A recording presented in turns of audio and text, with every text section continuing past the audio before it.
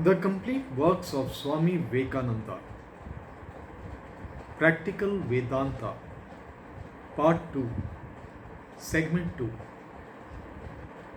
We now come to a peculiar doctrine.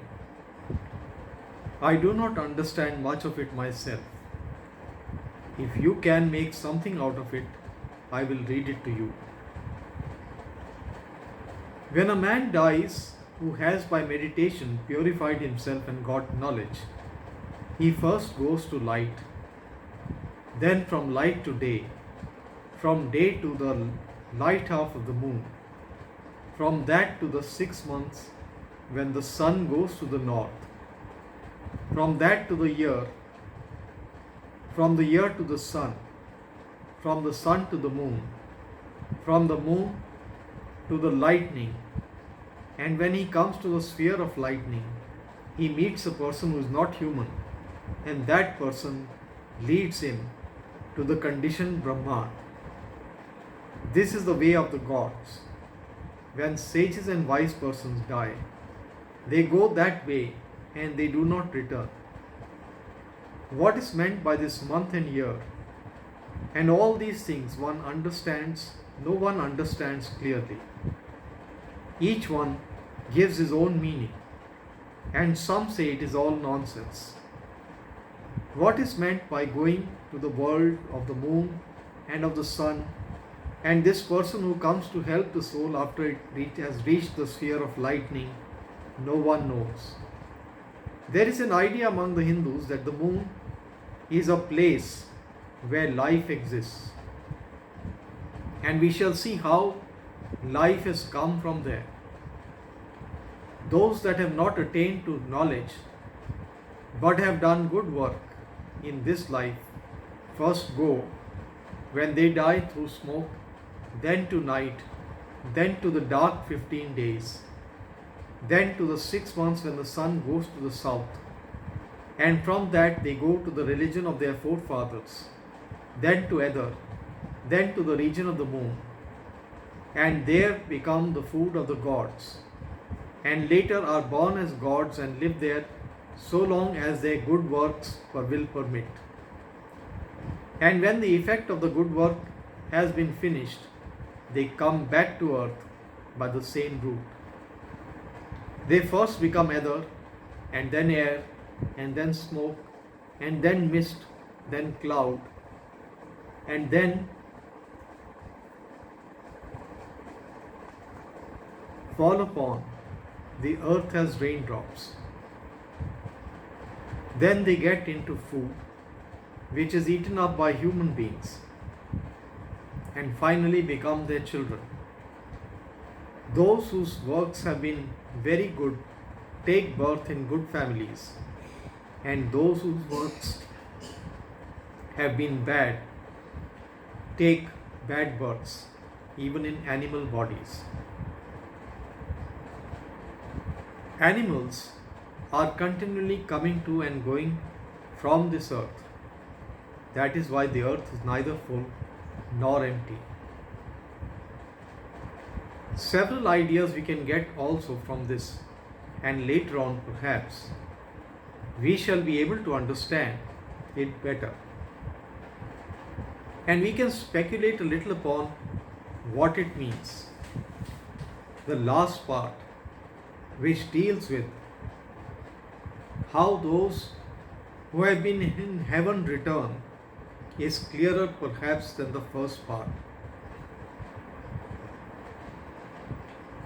It is even clearer perhaps than the first part, but the whole idea seems to be this, that there is no permanent heaven without realizing God. Now, some people who have not realized God, but who have done good work in this world, with the view of enjoying the results, go when they die through this place and that place until they reach heaven, and there they are born in the same way as we are, as the children of gods, and they live there as long as their good works will permit.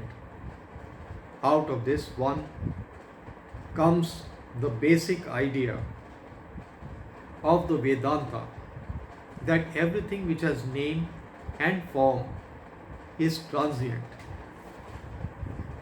This earth is transient because it has name and form, and so the heavens must be transient because there also is name and form remain.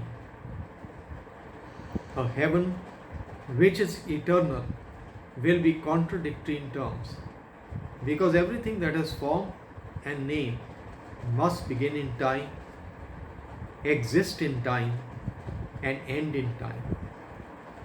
These are settled doctrines of the Vedanta, and as such the heavens are given up. We have seen in the Samhita that the idea of heaven was that it was eternal, much the same as it is prevalent among Mohammedans and Christians. The Mohammedans concretize it a little more.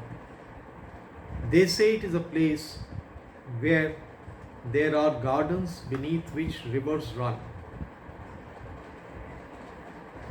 In the desert of Arabia, water is very desirable.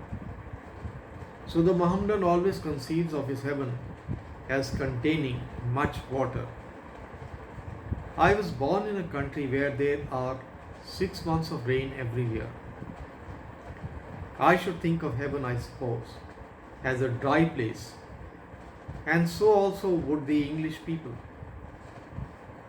These heavens in the Samahita are eternal, and the departed have beautiful bodies and live with their forefathers and are happy ever afterwards. There they meet with their parents, children, and other relatives and lead very much the same sort of life as here, only much happier.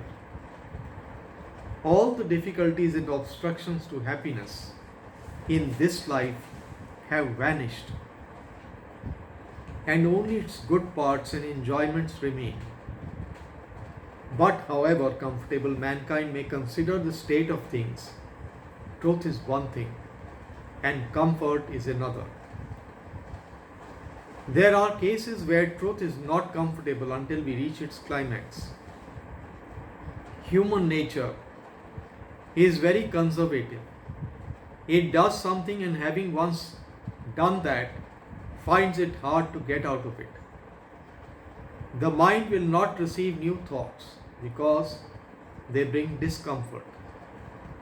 In the Upanishads, we have seen a tremendous departure being made. It is declared that these heavens in which men live with the ancestors after death cannot be permanent. Seeing that everything which has name and form must die, if there are heavens with forms, these heavens must vanish in course of time. They may last millions of years, but there must come a time when they have to go. With this idea came another, that these souls must come back to the earth, and that heavens are places where they enjoy the results of their good works. And after these effects are finished, they come back into this earth life again.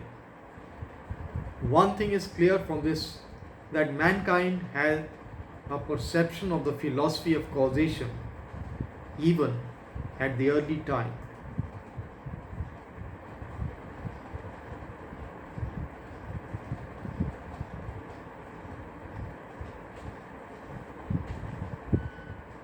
Later on, we shall see how our philosophers bring that out in the language of philosophy and logic. But here it is almost in the language of the children. One thing you may remark in reading these books, that it is all internal perception. If you ask me if this can be practical, my answer is it has been practical first and philosophical next.